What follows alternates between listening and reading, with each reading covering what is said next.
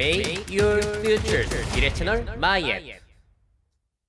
네, 오늘은 제가 강의를 다니다가 좀 답답한 부분이 있어가지고 그 내용들을 정리해서 말씀드리려고 합니다. 뭐냐면 공공기관 그리고 우리나라 공교육에서 너무 메타버스라는 기술이 성숙되기도 전에 이걸 도입하려고 하는 그런 조급한 모습을 보여주고 있거든요. 그 내용을 말씀드리려고 합니다. 자, 여러분들은 어떻게 생각하시는지 꼭 댓글로 의견 남겨주시기를 오늘 강력하게 부탁드릴게요. 자, 우리나라는 공기관에서부터 메타버스를 육성하려고 하고 있어요. 작년에 정부에서 디지털 뉴딜 2.0 구조에 갑자기 메타버스를 육성시키겠다라고 끼워 넣었고요.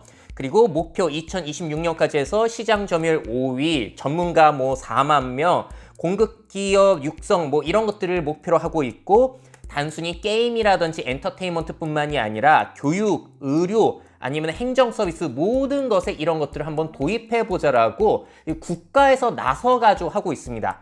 그러다 보니까 무슨 일이 펼쳐지고 있냐? 위로부터 메타버스를 시도하라는 지시가 내려온다라는 여러 가지 공공기관 그리고 선생님들로부터 이런 제보를 제가 받게 되었어요. 자, 그러다 보니까 이렇게 위에서 지시를 내려서 우리나라는 그 어떤 나라보다도 공공기관과 공교육에서 다양한 메타버스 시도를 하고 있거든요. 근데 이거 맞아요? 이렇게 지금 막 성급하게 하는 게 맞을까? 그런 이야기를 좀 드릴까 하는 겁니다. 자, 사례로 이것부터 보여드릴 건데 죄송합니다. 열심히 준비하셨겠지만 제가 조금 이해 안 가는 대표적인 사례로 보여드릴 거예요. 메타버스 서울시청이라는 게 오픈이 됐습니다. 자, 이건 제페토나 그런 게 아니라 아예 자체적으로 만드셔가지고 앱을 다운받으셔야 되세요. 그래서 시민들이 아바타로 저렇게 접속해서 서울시청을 돌아다닐 수 있게 해놨습니다. 자, 이러면 사람들이 너무나 좋아할까요? 많은 사람들이 이렇게 찾아가서 돌아다니고 있을까요? 물론 아직까지는 시범 서비스예요. 더 좋아질 거라고 하는데 얼마나 더 좋아질지 모르겠습니다. 일단 저렇게 아바타를 이동시켜서 돌아다닐 시민이 얼마나 있을 것인가? 그것도 게임 공간이 아니라 서울시청을. 자, 물론 여러 가지 기능들을 다 넣으셨어요. 여기서 채팅 기능도 있고 사진 찍는 것도 가능하고 하는데 이런 식으로 시민들이 들어가서 대화를 할까? 자, 그리고 위층에 올라가 보게 되면은 시민 의견을 남길 수 있는 이런 코너도 있습니다. 결국에는 가까이 가면은 인터넷 홈페이지랑 똑같아지는 것이죠. 그렇다면 이렇게 돌아다녀서 의견을 내는 것이 과연 더 좋은 방식인가? 자, 그리고 시장실도 들어갈 수 있어요. 시민들과 조금 가까워지려는 노력이시겠죠. 저기 앉아볼 수도 있고 서울시장님과 사진도 찍을 수 있고요. 자, 뭔가 미션을 주시네요. 해치를 잡아라. 곳곳에 흩어져 있는 저 해치 서울 캐릭터잖아요. 저거 20개를 모으고 오래요. 그래서 제가 전혀 하고 싶진 않았지만 일단 모아가지고 무슨 일이 펼쳐지는지 한번 가봤습니다. 자, 그랬더니 뭘 주셨냐? 제가 달고 다닐 수 있는 해치가 저렇게 생긴다는 거예요. 그리고 계속 할 때마다 해치가 커지는 이런 게임 형식이 있고, 저렇게 기념사진 찍는데 누가 좋아할지는 전 잘 모르겠고요.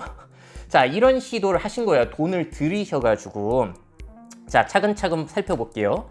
그럼 이 방식이 기존 방식보다 더 나은 거는 맞는 건가요? 그것부터 의문이죠. 기존의 인터넷 홈페이지 같은 경우에는 필요한 부분만 클릭해가지고 문제를 해결해 낼 수가 있을 거예요. 원하는 서비스를 받을 수가 있고. 근데 메타버스 방식으로 하게 되면은 360도로 공간을 돌아다니면서 시간과 노력을 들여가지고 필요한 것들을 해야 되는 겁니다. 자, 그래서 인터넷 홈페이지는 재미보다는 아무래도 효율성이 뛰어나다라고 볼 수 있겠고, 메타버스 방식은 효율성보다는 재미에 조금 더 강점이 있지 않을까 싶기는 해요. 자, 아까 보여드린 대로 이런 식으로 사람들의 의견을 받는다. 이게 과연 효율적이겠냐? 효율성에 있어서는 문제가 있지 않을까라고 저는 생각이 드는데 여러분들은 어떻게 느껴지시나요? 제가 너무 과거적인 사고에 사로잡혀 있는 건가요? 저는 이런 걸 보면은 전에도 말씀드렸지만 이런 생각이요. 아, 이분들이 번거로운 이동이라는 것을 인터넷 공간 안에 다시 살려주셨구나. 자, 왜 살려놨냐고 여쭤보면은 이렇게 대답을 하실 수도 있어요. 왜? 이게 더 첨단 기술이니까. 이런 방식으로 가면 사실 저는 이게 맞는지 모르겠거든요. 사람들 중에서는 2D 방식에서 3D 방식으로의 전환을 아주 찬양하시는 분들이 계세요. 왜 3D로 해야 하냐고 물어보면은 그게 이제 앞으로의 방향으로 정해져 있는 거고 2D에 익숙해져 있는 당신은 미래적인 그런 것들을 못 본다, 꼰대다 이런 식으로 조롱을 하시는 경우가 많습니다. 자, 하지만 오히려 인터넷 공간 안에 공간을 그대로 구현하고 이동이라는 것을 그대로 살려내는 것이 오히려 과거적인 사고방식은 아닐까라는 것이 저는 많이 떠오르거든요. 그래서 이런 얘기를 드렸더니 제 강의를 들으신 어떤 분이 이렇게 이야기를 해주셨어요. 인터넷 세상을 떠다니다가 다리를 달아줬으니 다시 걸으라고 하는 꼴이네요. 제가 볼 땐 딱 이런 상황이거든요. 자, 물론 돌아다니는 게 재밌을 때가 있어요. 이런 게임 공간 돌아다니는 건 재밌거든요. 현실 세계에서 못하는 그런 신기한 경험들을 할 수 있으니까. 자, 그래서 게임은 재미가 있기 때문에 이동이라는 수고를 감수해서 돌아다니는 거예요. 자, 근데 이게 업무, 뭐 관공서 이런 데에 들어가게 된다면 이게 괜찮겠냐는 거죠. 물론 그걸 감안하셔가지고 이런 게임의 요소를 넣으신 것 같은데 과연 이 정도 재미로 사람들을 유인할 수 있을 것인가? 계속 모으면 저 해치가 커진다고 하는데 그것 때문에 사람들이 더 들어올 것인가? 모르겠다는 거죠. 누가 기획하신 건지 모르겠습니다만 저와는 생각이 많이 다르신 것 같아요. 자, 그래서 제가 늘 강조드리는 게 이런 공간을 만들 거라면은 그 공간을 이동하고 둘러볼 수고와 시간을 들이는 이유와 보상이 분명히 있어야 되는데 요즘 공공기관과 공교육에서 이런 방식을 쓰는데 과연 그 방식의 메타버스라고 하는 그 방식이 이런 이유와 보상을 정말로 주고 있는가? 제가 볼 때는 잘 모르겠다는 거죠. 제가 볼 땐 없는 것 같거든요. 자, 그리고 또 다른 점. 관공서잖아요. 많은 사람들이 참여할 수가 있어야 되는데 공공기관에 방문하는 사람들 다 누구예요? 아이들인가요? 어른들인가요? 우리나라에서 연령 구조를 보시게 되면은 우리나라는 50대가 제일 많고 그 다음 40대. 자, 그리고 공공기관에 볼 일 있는 사람은 하다못해 30대 이상부터가 제일 많을 거예요. 자, 반면에 10대 이하는 이 정도밖에 되지 않고요. 자, 그러면은 시간이 지나면은 지금 이러한 문화에 익숙한 10대 애들이 이런 식으로 관공서를 이용할 것인가? 문제는 뭐냐? 우리나라는 저출산 때문에 2040년이 되더라도 여전히 60년대생, 70년대생들이 다수를 차지하고 있고 지금의 10대, 그리고 10대 이하 친구들은 2050년이 되더라도 한국에서 소수를 차지하고 있다는 겁니다. 자, 그러면은 우리나라는 앞으로 20년, 30년이 지나도 기성세대들의 머릿수가 더 많고 그분들이 관공서를 많이 찾으실 건데 그 소수를 위해서 이렇게 메타버스 형식이라고 하는 게 맞나? 모르겠다는 거죠. 자, 그럼 이렇게 대답하실 수도 있을 것 같아요. 제가 한번 상상해 보는 건데 에이, 그래도 MZ세대들이 좋아하니까 하는 거죠 라고 하실 수도 있어요. 근데 저는 여기에 대해서 상당히 반대입니다. 왜? MZ세대들 같은 경우에는 이런 생각일 거예요, 아마. 네? 저희가 저런 걸 좋아한다고요? 제가 왜 이렇게 생각할 수 있냐면은 저는 늘 말씀드리지만 메타버스를 거의 매일같이 강의를 했어요, 작년에. 올해는 뭐 거의 일주일에 한두 개씩 메타버스 강연을 하고 그래서 중학생, 대학생, 심지어 카이스트 학생들까지 만날 때마다 늘 물어봅니다. 여러분들 이런 거 좋아하세요? 하면 다 어떻게 반응한다? 안 좋아한다는 거예요. 메타버스가 뭔지도 모르겠고 심지어 중학생만 되더라도 제페토는 유치해서 안 하고 고등학생만 되더라도 이제 로블록스도 안 하게 되는 거예요. 자, 그 친구들 같은 경우에는 뛰어난 그래픽에 아주 재미난 진짜로 더욱더 발전됐다고 볼 수 있는 메타버스 게임들이 있는데 뭐하러 이런 방식으로 관공서에 들어가고 하겠습니까? 자, 참 재밌었던 게 제가 카이스트 학생들이랑 토론할 그 기회가 있었는데 저는 카이스트 학생들은 그래도 기술적으로 좀 관심도가 높아가지고 이런 방식을 더 선호하지 않을까라고 생각했는데 그 학생들도 실용적인 방식, 현실로 들어오기까지는 문제가 많다라고 결론이 났어요. 토론회에서. 그래서 참 도대체 MZ세대가 좋아한다는데 이게 맞는 말인가? 제가 볼 때는 언론에서 거짓말하고 있는 거거든요. 그래서 제가 느낀 건 이렇습니다. 제가 물론 몇십만 명을 가지고 표본 집단 이렇게 해가지고 설문조사를 한 것은 아니지만 현장에서 느낀 건 이렇다는 거예요. 아마 여러분들도 공감하실 겁니다. 자, 그래서 뭐 아이들이 많이 하니까 뭐 이런 식으로의 인터넷, 앞으로 이런 식으로 게임 형식으로 앞으로의 인터넷이 발전하지 않을까라고 보실 수는 있는데 그러면은 그건 장기적으로 보자는 건데 지금 당장 관공서에서 이런 것을 기술적으로 성숙이 되지도 않았는데 할 필요가 있는가라는 의문이 많이 들고요. 하더라도 이런 식으로 하셔야겠죠. 펄 어비스에서 잠깐 공개된 도깨비라는 게임처럼 정말로 그래픽도 뛰어나고 저기에서 현실에서 하지 못하는 정말로 뛰어난 경험을 제공해 줄 수 있다면은 사람들이, 좀 젊은 사람들이 많이 참여할 수 있겠지만 이런 정도도 아닌데 뭐하러 하냐는 겁니다. 제가 볼 때는. 자, 그리고 문제는 비용이잖아요. 사업 비용 대비 효과가 얼마나 되겠는가. 자, 서울시 같은 경우에는 이게 작년 11월에 발표가 된 건데 총 39억 원을 여기에 투입한다고 해요. 39억 원. 자, 기업, 사업체라면은 신산업에 투자할 수도 있어요. 근데 공공기관에서 왜 서두르시냐는 겁니다. 자, 사업체에서 확실하게 효과를 보장해 준다라고 막 프리젠테이션하고 영업을 하시면은 이제 공공기관에서는 그걸 아주 면밀하게 검토를 하시고 그 다음에 받아줄까 말까가 되어야 하는 게 저는 정상이라고 보거든요. 자, 근데 지금 별로 발전된 것도 없는데 너무 성급하게 이런 것들을 드리고 있다. 돈까지 드리면서. 자, 그러면 지금 뭐 초기니까 그럴 수 있어요. 발전할 거 아니냐. 그럼 앞으로 얼마나 더 발전할 것이냐. 자, 서울시에서 이게 하버드 경영대학원의 요청으로 메타버스 사례 연구 면담을 하셨고 그 면담 내용을 출간하신다고 하는데 그 일부 내용이라고 해요. 앞으로 뭐 2025년, 2026년 3단계까지 가가지고 뭐 학습 지원, 시민대학, 공공예약, 스마트 실감타운, 스마트 워크, AI 공무원 이런 것들을 장기적으로 하신다는 뭐 계획은 내놓고 계십니다. 자, 세부 내용을 보자면은 메타버스 서울 핀테크 랩을 조성하고 청소년 비대면 상담을 위한 아바타 가상 상담실을 구축하신다는 거예요. 자, 청소년들 대상으로는 괜찮을 수도 있겠다라는 생각이 드는데 또 한 단계 더 나아가 보니까 이 생각이 들더라고요. 청소년들이 비대면 상담을 한다면은 아바타 방식을 선호할까요? 아니면 채팅 방식, 게시판 방식을 선호할까요? 왜냐면 가상 공간 안에서 내 아바타가 있다는 것은 나를 대변해 주기 때문에 그 아바타의 모습 자체도 숨기고 싶어 할 수 있어요. 어떤 상담을 받을 때는. 그렇지 않나요? 오히려 마음 편하게 하려면 그 아바타 자체도 없는 게 청소년들이 더욱더 상담을 쉽게 받을 수 있을지도 모르겠다. 이런 생각이 들기도 했습니다. 한번 그거는 지켜봐야 되는 부분이긴 하지만. 자, 그리고 지방세 상담 및 교육을 위한 텍스 스퀘어가 구축이 되고요.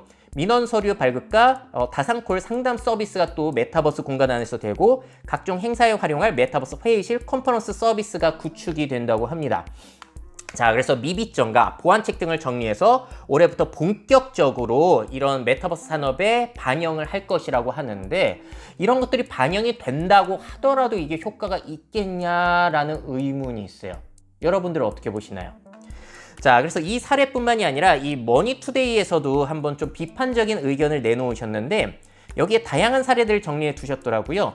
인천 서구청 메타버스 플랫폼 소통 1번가라고 저런 것들을 구축해 놨다고 합니다. 자, 작년 12월 23일에 오픈이 된 온라인 3D 전시관 형태이고요. 소통 1번가의 탄생 스토리, 1년간의 기록, 새로운 기능 확인이 가능하고 서구 캐릭터와 사진을 찍는 포토존이 있다고 해요. 서동이가 캐릭터인데 서동이와 만나는 확실한 행복이라는 스탬프 이벤트가 진행이 되고 그래서 담당자가 이런 얘기를 했다고 합니다. 소통 1번가 특징을 살려 두꺼운 종이책자가 아닌 3차원 온라인 전시 공간으로 꾸몄다. 근데 이게 또 메타버스 사례로 들어가가지고 이거 메타버스를 의도하신 게 맞는지 모르겠어요. 제가 한번 감히 예측을 해보자면은 메타버스로 뭐 하려고 하셨는데 결과물은 이렇게 되신 게 아닐까? 뭐 이런 생각이 들기도 하는데 맞나요 혹시? 뭐 제가 틀릴 수도 있습니다. 자, 그리고 서구청 사례뿐만이 아니라 보시게 되면 한국 수력 원자력 한국전력공사에서도 제페토의 메타버스 공간을 마련했으나 1년간 방문 누적자는 수백에서 수천 명에 그쳤다는 거. 서울시가 운영하는 어린이 청소년 시민 발언대 공간도 오픈이 됐는데 614명만 이용했고 서울혁신파크 공간 같은 경우에는 같은 날 기준으로 569명만 방문을 했다라는 거. 아, 여기저기에서 시도는 많이 하세요. 근데 그게 효과가 있냐는 거죠. 심지어 이렇게 얘기하는 것을 KBS에서도 2021년에 비판 보도를 했거든요. 대구 동성로 축제라든지 하는데 참여자들이 없다. 자, 그리고 제가 또 남양주 북부경찰서가 제페토 공간 안에 오픈이 됐다고 해서 가봤어요. 자, 경찰서가 이런 걸 왜 성급하게 하냐는 겁니다. 제가 볼 때는. 어떤 효과가 있는 거죠? 이게? 애들이 역할극 찍으려고 여기에 접속을 할 수는 있어요. 근데 만약에 경찰서에서 그거를 목표로 했다라면은 수사실이라든지 철창 같은 걸 해놔야지 애들이 많이 올 텐데 그것도 아니고 이도 저도 아니에요. 아마 오픈만 해놓으시고 잘 쓰실까? 그거 모르겠습니다. 잘 쓰고 계시다면 저한테 꼭 댓글 남겨주시고요. 자, 그래서 계속 강조드리는 게 뭐냐면 기업은 새로운 시장을 선점하기 위해서 신산업을 육성하기 위해서 잘 모르겠지만 일단 해보자. 뭐 그것도 이해가 안 되는데 100번 양보해서 뭐 기업은 그럴 수 있지라는 생각이 들기는 해요. 근데 공공기관은 어떤 이점이 있는 거예요? 급하게 한다고 해서. 뜬다고 하니까 공공기관도 해보자? 그러면 아니면 생색내기용으로 하시는 건가요? 이러면은 문제가 되는 거잖아요. 뭐 기업들이야 자기들이 벌어들인 돈을 가지고 해보겠다는 거 말릴 수는 없는데 공공기관이 왜 검증도 안 된 것을 억지로 도입해가지고 이제 결과물도 이상하게 내놓고 있는가? 세금 들여가지고 이거는 좀 문제가 있지 않나라고 보고 있는 겁니다. 그래서 요즘 하고 있는 것들은 이런 모습인 것 같아요. 제가 볼 때는. 자, 우리 공공기관도 메타버스 오픈했습니다. 돌아다녀 보세요 라고 했더니 사람들에게 이런 경험을 주고 있는 거죠. 보세요. 이동하면서 서비스 접속하니까 불편하시죠? 아바타나 그래픽이 좀 유치하죠? 여러분들은 재미없으시죠? 전의 방식보다 이게 비효율적이긴 하죠. 이게 무슨 의미인가 싶으시죠? 다시 접속하실 일은 없겠죠?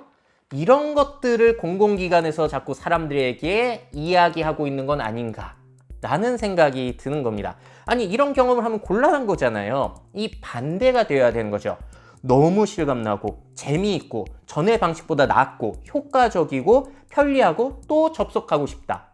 근데 그러려면 기반 기술이 훨씬 더 발전이 돼야 되는데 기반 기술 발전은 없는 상태. 자, 이 뉴스 보도가 나온 게 2021년 10월이었는데 아직도 똑같이 실패 사례를 밟으세요.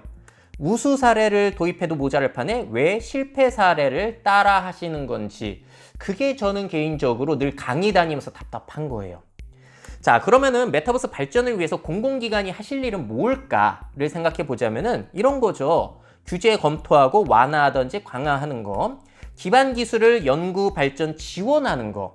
자, 예를 들어서 메타버스 앞으로 잘 쓰려면 뭐 VR이라든지 뇌와 컴퓨터 연결 기술, 디지털 트윈 이런 것들이 필요한데 만약에 기반 기술을 우리가 연구해서 잘 발전시키지 않으면은 결국에는 메타사, 엔비디아사, 마이크로소프트사가 하는 거를 갖다 써야 돼요. 결국에는 우리 돈이 계속해서 빠져나가는 꼴입니다. 그러니까 기반 기술에 투자하는 게 맞는 것 같고요. 전에 존 카맥이 얘기했던 것처럼 메타버스는 만든다고 해서 만들어지는 게 아니라 기반 기술이 형성이 되면 알아서 형성이 되는 게 메타버스라는 거. 저는 거기에 대해서 공감을 많이 하거든요. 그래서 정작 해야 되는 거는 이쪽이다. 지금 당장 성급하게 도입하는 게 아니라. 그리고 가상세계에서의 범죄라든지 성추행 같은 것들을 대비하는 일들, 그리고 교육을 지원해 주신다면 메타버스라는 이야기를 쓰실 필요도 없어요, 사실. 그냥 3D 모델링, 게임 개발, 콘텐츠 제작 이런 쪽으로 지원을 해주시는 게 기반 기술들, 기반 뭐 역량들을 키워나가는 방법이 되겠죠. 메타버스로 뭐 한다라고 하면은 벌써 뭔가 용어 자체가 모호해지니까 애매해져요. 그 교육하시는 분들도. 자, 그리고 그 나중에 정말로 검증된 우수한 활용 사례가 나오면은 면밀히 검토해서 도입하는 게 공공기관이 할 일이라고 전 봅니다. 근데 문제는 뭐냐면은 메타버스가 뜬다라고 해서 공공기관이 이걸 공부하고자 자문을 얻는 곳들이 누구냐? 결국에는 VR, AR, XR, 게임 등 관련 기업들이에요. 그럼 이 사람들이 세미나라든지 강연 와가지고 안 좋은 소리 하겠습니까? 사실 이거 안 되고요. 여러분들이 하시려고 하더라도 저희 회사 거 이용하지 마세요. 저희 회사는 자신 없습니다. 이런 얘기를 하겠냐고요. 좋은 얘기만 하겠죠. 물론 나쁜 얘기도 섞을 수는 있겠지만.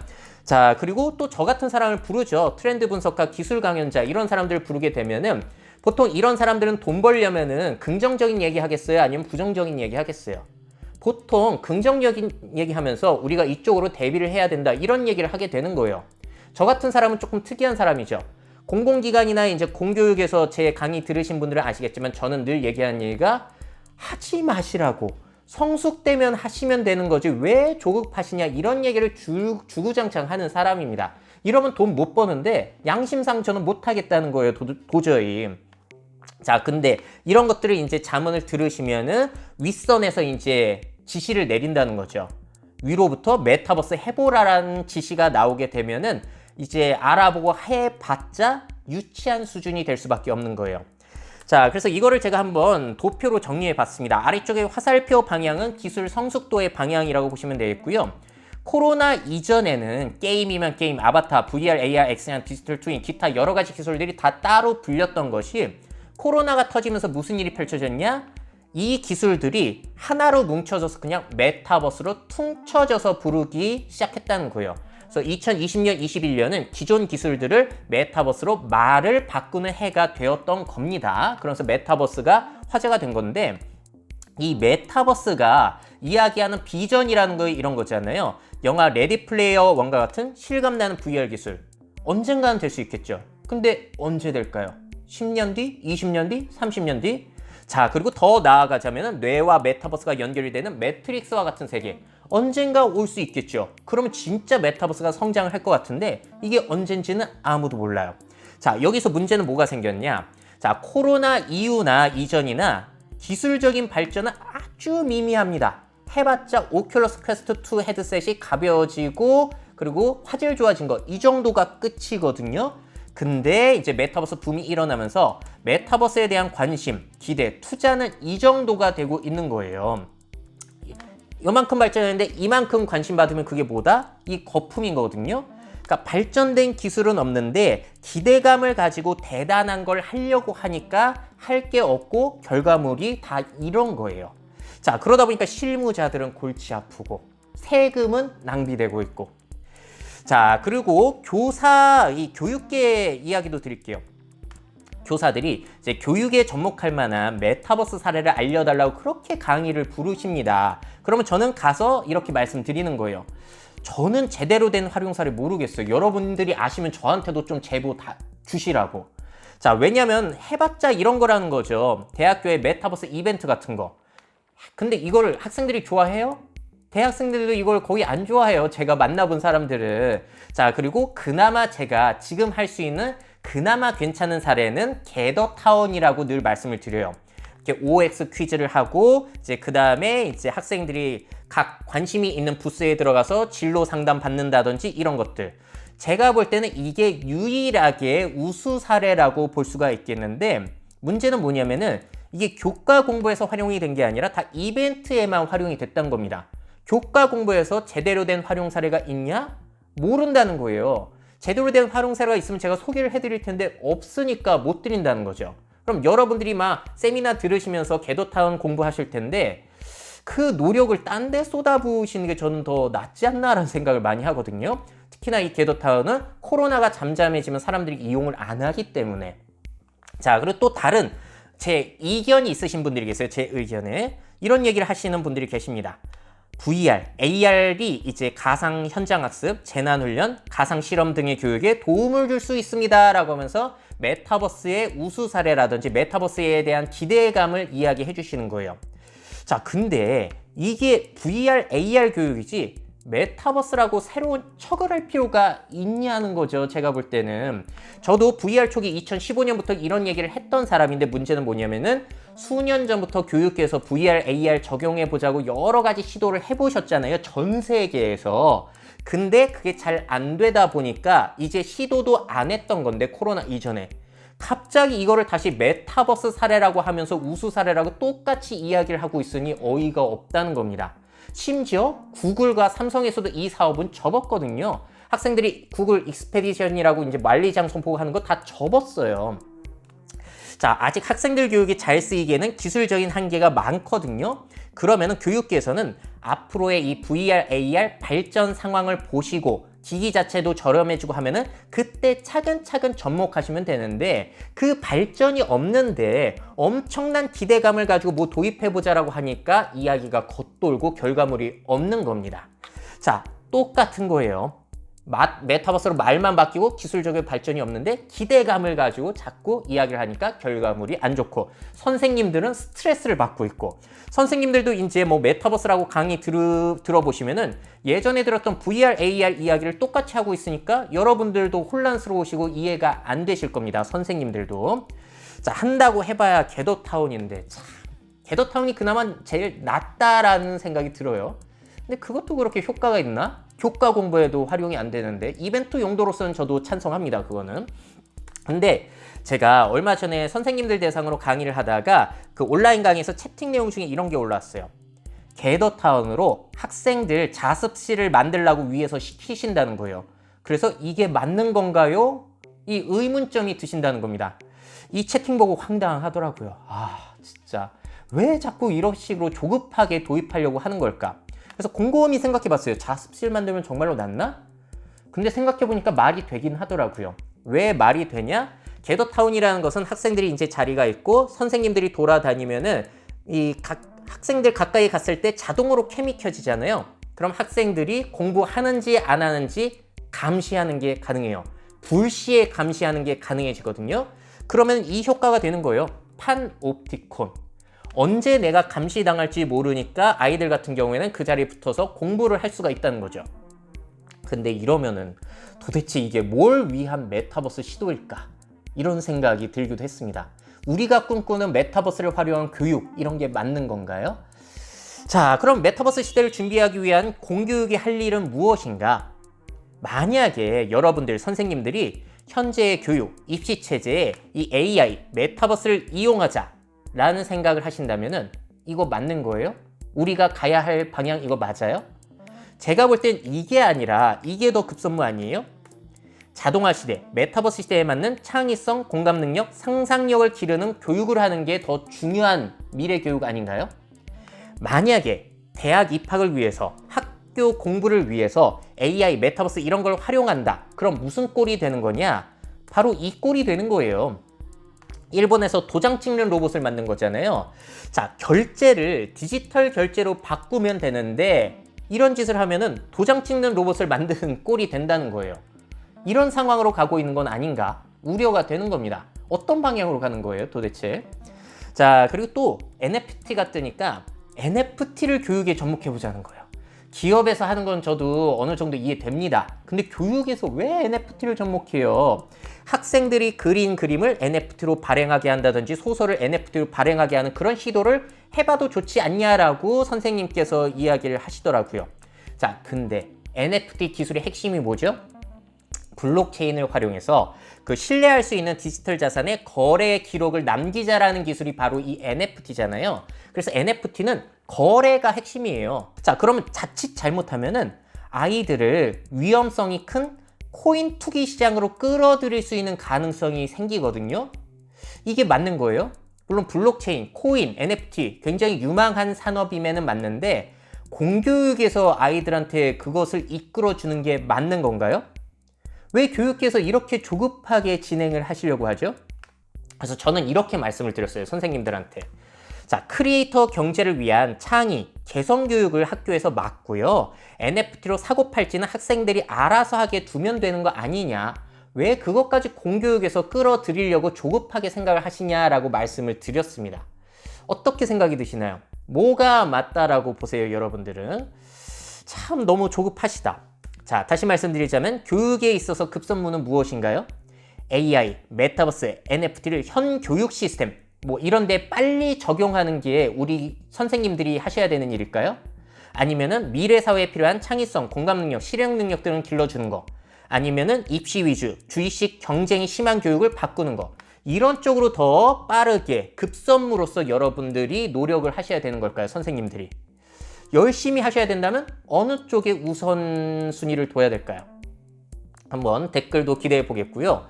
자, 그래서 늘 제가 공공기관과 선생님들에게 드리는 이야기, 나중에 우수한 메타버스 사례가 있을 때 그때 뒤늦게 시작한다고 했을 때 공교육에 문제될 것이 있냐, 조급해하지 마시라라는 이야기를 늘 드리고 있는 겁니다. 자, 제가 왜 이렇게 공교육 그리고 공공기관에 딴지를 걸고 있는가? 결국에는 제가 만날 때마다 실무자분들이 너무 힘들어 하신다는 거예요. 우수 사례도 없는데 적용하려니까 골치가 아프죠. 뭐 있어야 할 텐데, 기술 발전이 있어야 하는데, 우수 사례가 있어야 하는데 위에서 시키니까. 위에 분들은 좀 저는 생각해 보시면 좋을 것 같아요. 이게 맞는 방향인지. 자, 그리고 제가 말할 수 있는 권리가 있죠. 왜냐면은 이 공공기관과 공교육에서 하는 것은 이 세금을 쓰는 거거든요. 그리고 그분들이 일을 하시는 그 시간을 이쪽에 노력을 쓰시는 건데 이게 과연 맞냐는 거예요. 더 중요한 곳에 우리의 세금 그리고 공무원분들이 노력하실 곳들이 있지 않나요? 뭐 우리나라 지금 뭐 러시아, 우크라이나 그것 때문에 식량이라든지 아니면 기름값이라든지 그런 부분도 있고 코로나 때문에 이제 지원해야 될 부분들 다시 이제 회복시켜야 될 부분들도 있을 것이고 저소득층 그리고 소외계층 할 일들 너무 많아요. 그리고 기후변화를 위해서 이제 신재생 에너지 확충하고 그런 쪽으로 지원해 주는 거 너무나 급선무가 많은데 이런 메타버스 아직 성숙하지도 않은 것에 공기관들이 왜 이렇게 조급하냐. 그런 얘기를 오늘 제가 좀 답답해서 전달을 드린 겁니다. 근데 제가 이렇게 이야기를 드리더라도 의견이 나뉠 거라고 봐요. 확실한 효과는 없더라도 그래도 메타버스를 시도하자는 분들 분명히 계실 겁니다. 이런 분들의 논리 중엔 이런 게 있어요. 이러한 여러 가지 시도 속에서 결과가 나올 수 있으니까 일단 하고 보는 것도 의미가 있다라고 보시는 분들이 있는데, 그걸 왜 기업이 아니라 공공기관에서 이렇게 서둘러서 하냐는 게 저의 요지입니다. 제 이야기의 요점이에요. 자, 저는 제 주장은 공공기관에서는 확실한 효과가 있을 때 도입해도 늦지 않다라는 것이 저의 주장이고, 제가 늘 강의를 다닐 때마다 강조를 드리는 내용입니다. 물론 실제로 제가 강의를 갔을 때는 이렇게 설명드리는 거예요. 이게 메타버스가 왜 떴는지 그것부터 이제 정리를 드리고 여러 가지 사례들을 말씀드려가지고 설득을 시키는 일들을 해가고 있어요. 근데 그렇게 설득을 열심히 제가 하려고 하더라도 여전히 메타버스를 해야 된다고 보시는 분들도 많습니다. 자, 여러분들은 어느 쪽에 좀 더 공감이 되시는지 우리 댓글을 통해서 그 의견 들어보고 생각해 볼 수 있는 계기가 됐으면 좋겠습니다. 미래사회 변화를 업데이트하고 싶으신 기업 및 기관, 그 밖에 미래 트렌드 교육이 필요하신 분들은 myf21 네이버닷컴 이메일로 연락주세요.